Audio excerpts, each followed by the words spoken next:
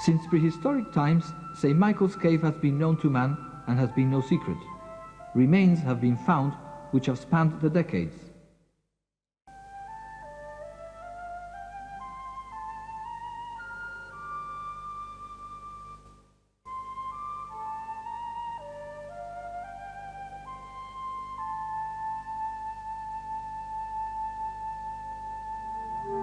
It is believed that the Romans had a shrine to the god Hercules, and that offerings were made by the captains of Roman ships before venturing beyond the Pillars of Hercules, Gibraltar, of course, being one of them.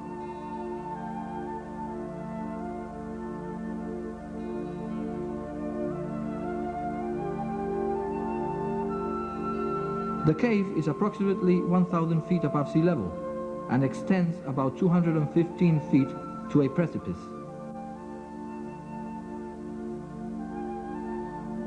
It was after the British occupation of Gibraltar in 1704 that the name was changed to St. George's Cave, simply to give it a more British-sounding name. However, this was unpopular, and some time later it was decided to revert back to the original name, and St. Michael's Cave it has remained ever since.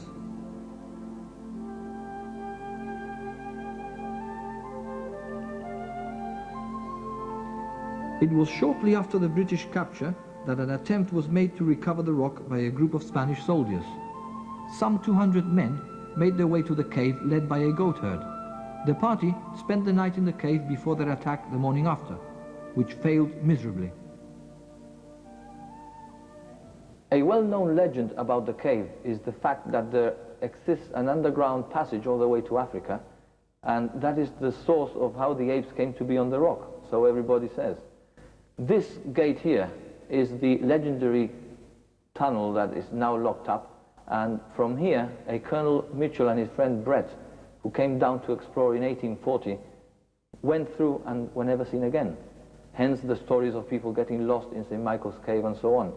But I have my own theories about this, because in those days it was not uncommon for military personnel to desert the garrison, and I'm sure that these two must have had a master plan to disappear. Now, down here we have also the new St. Michael's Cave system, which was found by accident during the Second World War, and we shall be visiting that in a while.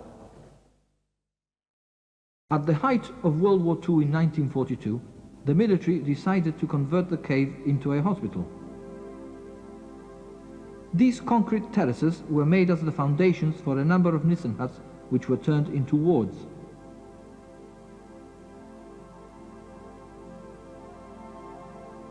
Today, they serve a very different but also useful purpose.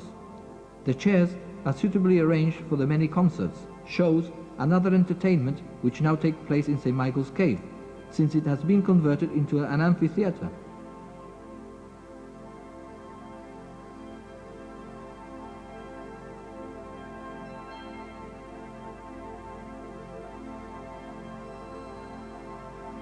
It remains one of Gibraltar's top tourist attractions.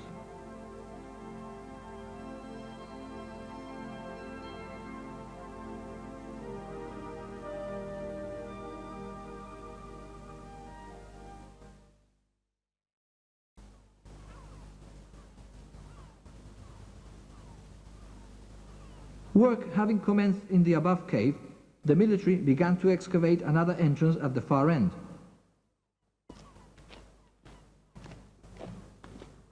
This cave was to have several functions.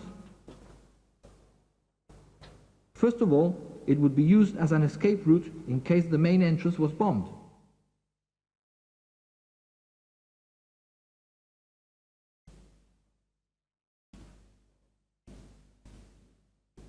Secondly, it would be used as a direct entrance to the operating theatre and ammunition dump which had been built in the area.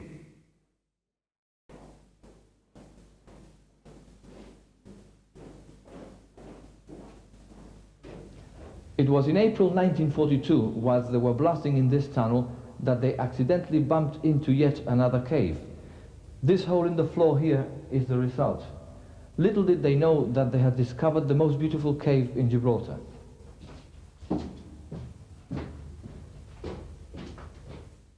In the upper cave, we saw the famous gate which was believed to lead to the unknown and holds famous legends. No longer a mystery, this is the same gate but from the other side. And it is down here that we encounter the old series of caves. This is the cave that most of us have heard about in the many stories that have been told through the years. Legend tells us that the rock apes came to Gibraltar via a secret underground passage which links Gibraltar to Africa, and of the soldiers and their drummer who disappeared into the system of caves and were never heard of again. The fact is that there is an end to this cave, with no exit on the other side. I've been to the end and back, and I'm still here to tell the story.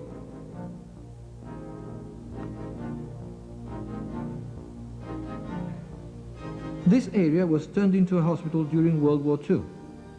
These concrete platforms were part of the operating theatre which existed at the time. Today, an attempt is being made to reconstruct the hospital and all it contained.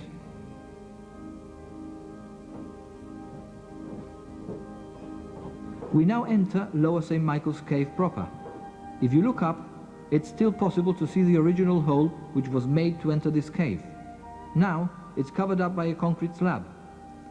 One can imagine that the men who first came down here must have been impressed with what they saw, just as we are today.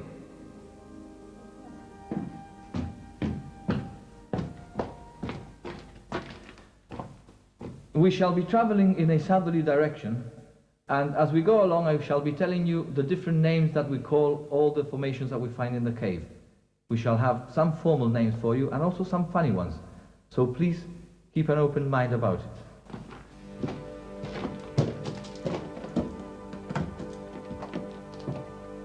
This cave has been recently done up and a new electrical installation set up, making it a lot easier for us to get through some of the small and narrow passages such as this one. The climb may look difficult, but if the instructions are followed, it isn't difficult to overcome the first initial shock of the many obstacles that lie ahead. The danger is minimal, and ropes and other aids have been placed along the way to make things easier.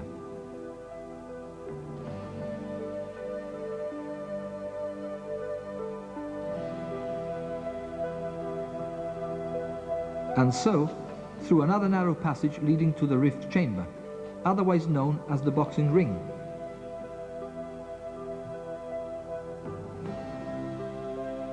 Already we start seeing beautiful formations. Those at the top are curtains or drapes.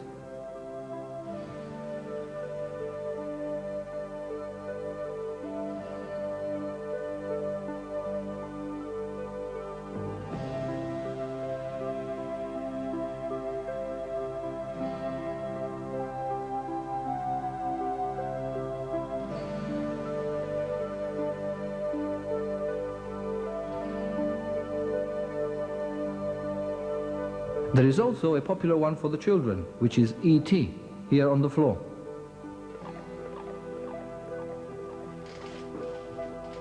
The climb is made safe and easy by the addition of ropes and nets.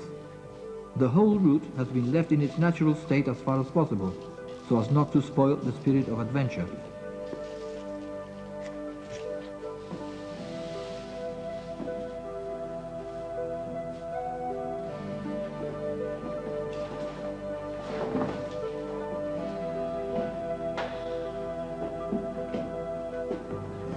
This small pool is called Dog Leg Pool, and around the side we have a stone ledge forming, which is called rimstone.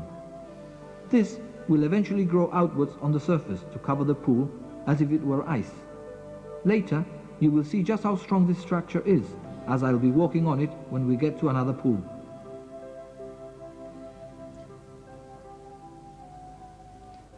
Along many of these formations you will see a white gooey substance sticking to them. This is called moon milk, and it is very common in the caves. It is believed to be limestone which has been attacked by bacteria, and I've got some of it here in my hand, which looks very much like cottage cheese, but I wouldn't be tempted to taste it because it's a beautiful laxative, better than milk of magnesia.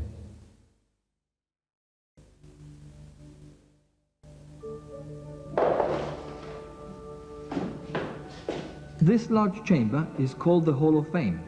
In it, we find certain rock formations which resemble some very well-known characters, but I must ask you to use your imagination.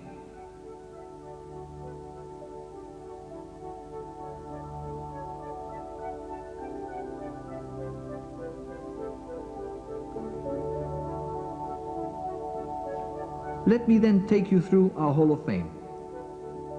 Here we have a chicken in a basket.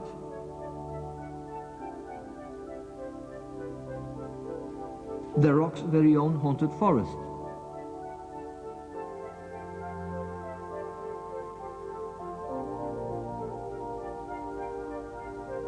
Sir Winston Churchill.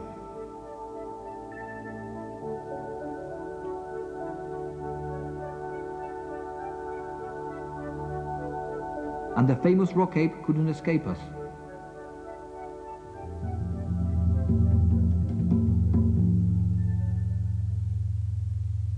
These curtains sound differently depending on the density of the head that hits it at the time. Here's Frankenstein, Archbishop Macarius, and even in this mass of rock there is a garden gnome. It's amazing how the floor at this point resembles sand on the seashore just after the tide runs out. This spot also serves as a reminder that the rock originally formed below sea level during the Jurassic period, about 180 million years ago. There's also some coral growing from this overhang, but this has nothing to do with the sea. Marine corals are living creatures. Although this coral looks similar, it is inorganic and is made by the condensation coming from the cave floor.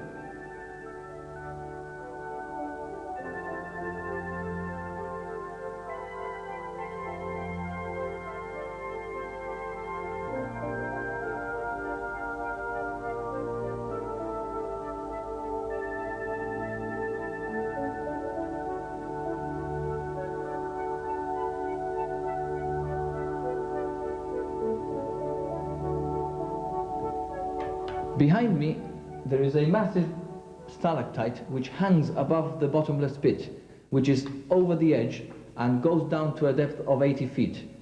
Usually people stop here and throw a coin over the edge because it is also called the wishing well, like I'm going to do now.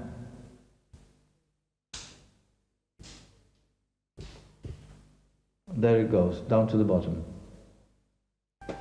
As we move further into the cave, it's difficult to imagine that there is still much more to see. It is at this stage that the cave opens out and becomes even more beautiful. This is the cathedral chamber. The baby stalactites visible in this area are called straws because they are hollow tubes in the shape of drinking straws. The columns in the center were once stalactites and stalagmites which have joined up through the ages. Commonly called pillars or columns, we refer to them as stalactoes.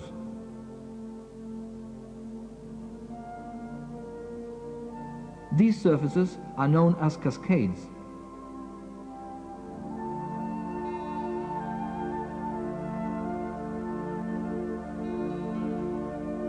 A very delicate formation which delights all who venture into this cave are the helictites, or mad formations. These make the most weird shapes as they defy the laws of gravity. They grow by capillary action when water builds up inside the rock and is forced out by the pressure formed within. In some cases, they wriggle out looking like roots. Observed closely, they could also be seen to be in the shape of a baby's hand.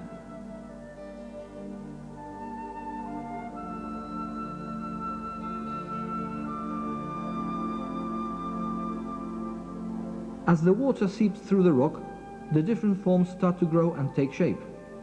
The surfaces can be smooth or rough, depending on how the water splashes or flows on the rock itself.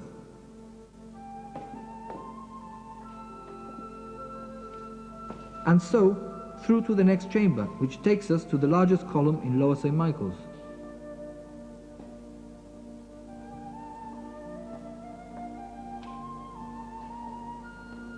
This is the thickest pillar in the cave, with a diameter of 18 feet, so you can imagine just how old it must be. When water ceases to flow over certain formations, like this one for example, after a time they will turn white because they dry up and they calcify. You will never see a caver tying a rope around one of these candles, as we call them, because they get very soft and they will actually topple over your heads. That is precisely what happens to souvenirs. People who come into caves and break off little bits and take home as souvenirs will find that in a certain period of time that little bit will turn to dust because it hasn't got the life-giving moisture that it needs.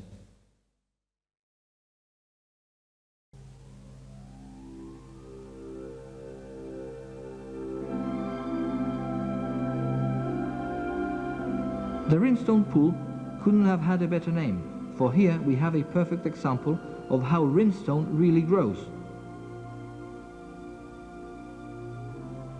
Below the present level, we can appreciate where the previous one began, and which has nearly sealed off the surface.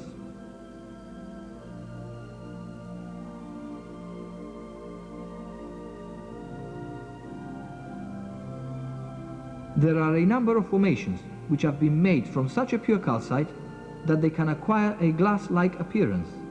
Here we can see that the beam of light goes right through, giving us a translucent effect. This particular formation has been nicknamed the eyeball. Here's another stalactite known as the kiss of death or kiss of life, depending on which way one looks at it. It's the kiss of death because that is as far as they go. However, with the death of this stalactite and stalagmite, a new stalactite has been created.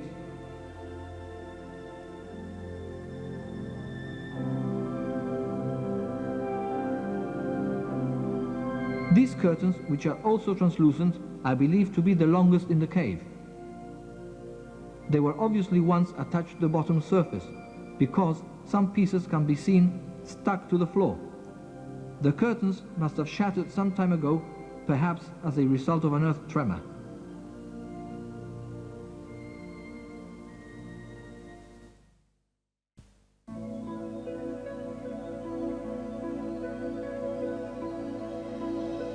One of the most beautiful sights, and I'm sure one you've been waiting for, is this pool of sparkling clear water.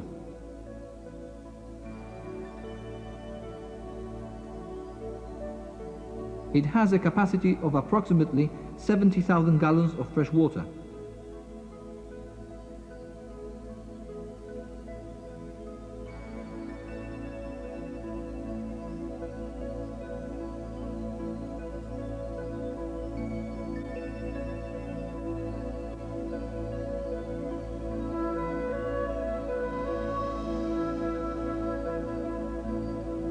It is 18 feet deep at its deepest point.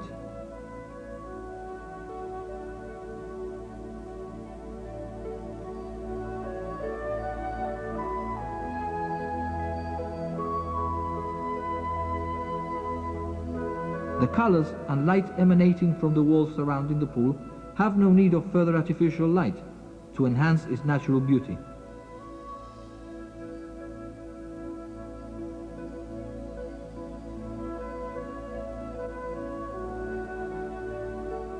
I just couldn't resist jumping in. The water is a constant, chilly 15 degrees centigrade.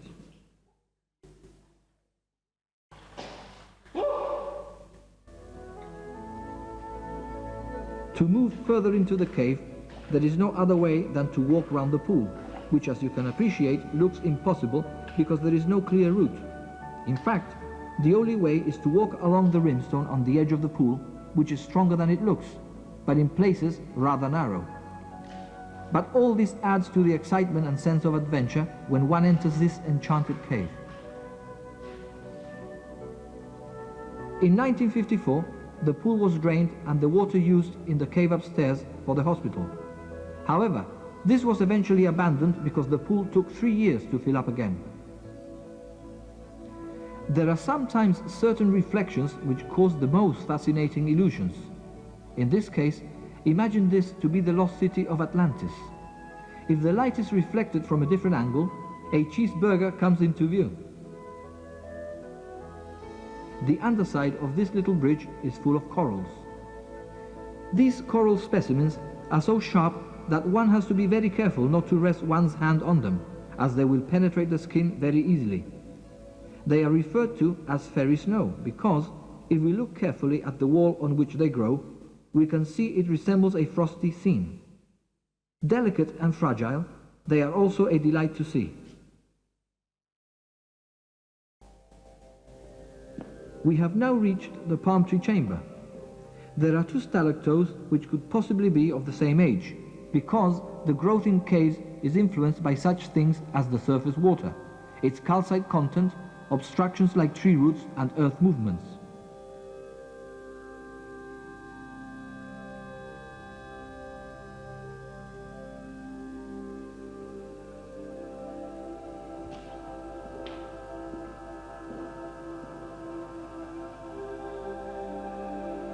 The age can be calculated by radioactive decomposition within the calcite itself, in a similar process to that of carbon-14.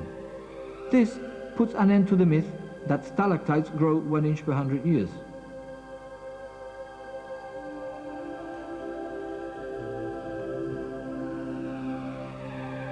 It's believed that this cave contains most of the formations known to speleologists.